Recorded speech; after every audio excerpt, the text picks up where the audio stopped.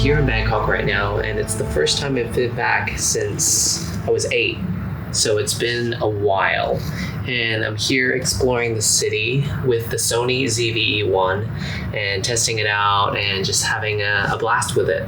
Currently in my hotel room, ready to go and explore the city. I want to go see Chinatown.